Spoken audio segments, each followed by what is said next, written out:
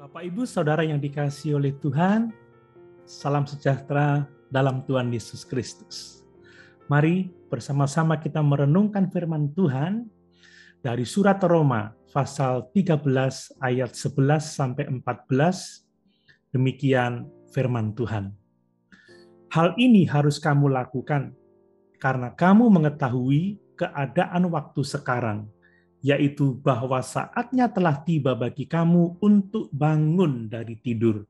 Sebab sekarang keselamatan sudah lebih dekat bagi kita daripada waktu kita menjadi percaya. Hari sudah jauh malam, telah hampir siang. Sebab itu marilah kita menanggalkan perbuatan-perbuatan kegelapan dan mengenakan perlengkapan senjata terang. Marilah kita hidup dengan sopan seperti pada siang hari. Jangan dalam pesta pora dan kemabukan, jangan dalam percabulan dan hawa nafsu, jangan dalam perselisihan dan iri hati, tetapi kenakanlah Tuhan Yesus Kristus sebagai perlengkapan senjata terang, dan janganlah merawat tubuhmu untuk memuaskan keinginannya. Bapak, Ibu, Saudara yang dikasihi oleh Tuhan, hari ini tepat tanggal 17 Agustus tahun 2021, kita merayakan hari kemerdekaan bangsa kita yang ke-76. Kita bersyukur atas kemerdekaan ini. Kita bersyukur atas NKRI, atas Undang-Undang Dasar 1945, atas Pancasila dan Bhinneka Tunggal Ika yang telah mempersatukan bangsa kita. Dengan itu semua, kita dapat beribadah dengan baik di negara kita. Gereja Tuhan di Indonesia harus ikut berperan aktif dalam pembangunan. Kita harus bangun dari tidur dan mengisi kemerdekaan dengan sebaik-baiknya bagi Indonesia maju. Bapak, Ibu, Saudara yang dikasihi oleh Tuhan, dalam suratnya kepada jemaat di Roma, Rasul Paulus menyatakan bahwa sudah saatnya bagi mereka untuk bangun dari tidur, yaitu bangun dari sikap malas atau ketidakpedulian dan pengabaian, ketidakacuan terhadap hal-hal rohani, sebab mereka telah dimerdekakan dari dosa oleh Kristus untuk hidup bagi Allah. Ketidakpedulian terhadap hal-hal rohani adalah permasalahan bagi banyak orang percaya. Saya tidak tahu apakah itu juga menjadi masalah bagi kita saat ini. Seperti malas berdoa, tidak setia membaca Alkitab, jarang beribadah, dan lain sebagainya. Hal tersebut bisa terjadi karena kita kehilangan kasih yang semula, seperti yang dialami oleh jemaat di Efesus, atau kita telah menjadi suam-suam kuku, seperti jemaat di Laodikia. Bapak, Ibu, Saudara yang dikasihi oleh Tuhan, jika hal ini terjadi di antara kita, sudah saatnya kita semua untuk bangun dari tidur, bangun dari sikap malas dan ketidakpedulian akan hal-hal rohani.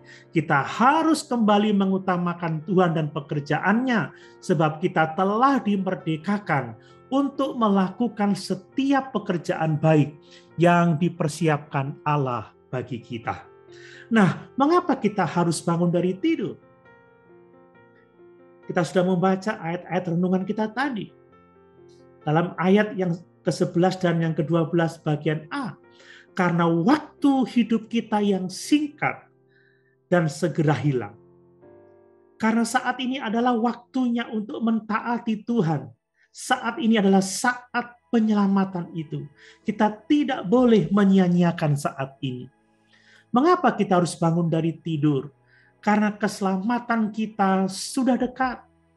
Ingat bahwa kedatangan Tuhan sudah dekat. Bahkan kematian kita pun semakin mendekat. Semakin bertambah usia, semakin kita dekat dengan kematian kita. Apalagi di masa-masa pandemi COVID-19 ini. Saudara, saya mau mengingatkan bahwa kematian semakin hari semakin dekat. Kemudian bahkan saat ini kita lebih dekat semenjak kita percaya, lebih dekat pada kedatangan Tuhan kita Yesus Kristus, lebih dekat pada kematian kita. Mari kita pikirkan, sudah berapa banyak waktu yang kita sia-siakan untuk hal-hal yang tidak penting. Kita mengabaikan hal-hal rohani dalam kehidupan kita. Nah, mengapa kita harus bangun tidur?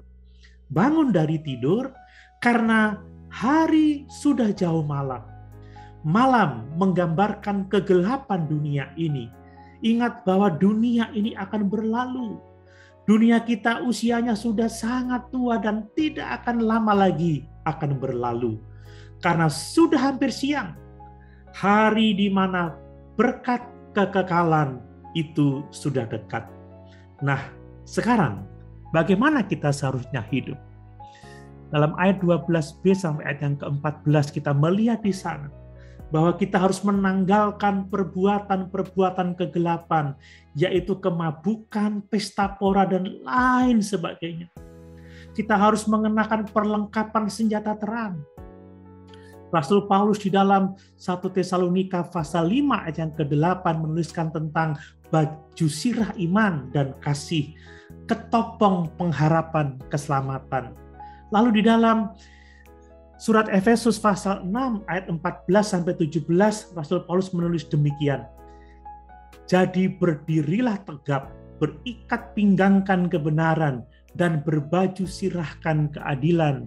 Kakimu berkasutkan kerelaan untuk memberitakan Injil damai sejahtera.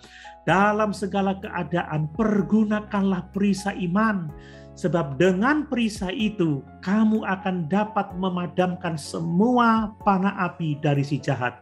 Dan terimalah ketopong keselamatan dan pedang roh, yaitu firman Allah. Yang berikutnya, bahwa kita harus mengenakan Tuhan Yesus Kristus sebagai senjata terang. Rasul Paulus di dalam Filipi pasal 2 ayat yang ke-5, hendaklah kita memiliki pikiran dan perasaan Kristus Yesus. Kita hidup untuk Tuhan. Kita tidak boleh merawat tubuh untuk memuaskan hawa nafsunya. Hal ini bisa kita lakukan dan harus kita lakukan jika kita mau hidup secara rohani. Jika kita sungguh-sungguh mau mengasihi Bapa. Ingat bahwa kalau kita mengasihi dunia ini, maka kasih akan Bapa tidak ada di dalam diri kita. Kita dapat hidup saleh dengan pertolongan Roh Kudus. Kita dapat hidup secara rohani dengan pemeliharaan Allah yang heran atas hidup kita. Dan kita dapat hidup bagi Allah dengan terus berdoa dan berjaga-jaga. Bapak, Ibu, Saudara yang dikasihi oleh Tuhan, mari sebagai orang merdeka yang dimerdekakan di dalam Kristus, isi kemerdekaan kita di dalam Kristus ini untuk hal-hal rohani. Saatnya kita bangun dari tidur. Jangan lagi malas, jangan lagi tidak peduli kepada hal-hal rohani. Tapi mari kita hidup dalam kebenaran Tuhan. Sebab kedatangan Tuhan sudah dekat. Sebab waktu akhir dunia ini sudah dekat. Haleluya. Tuhan Yesus memberkati.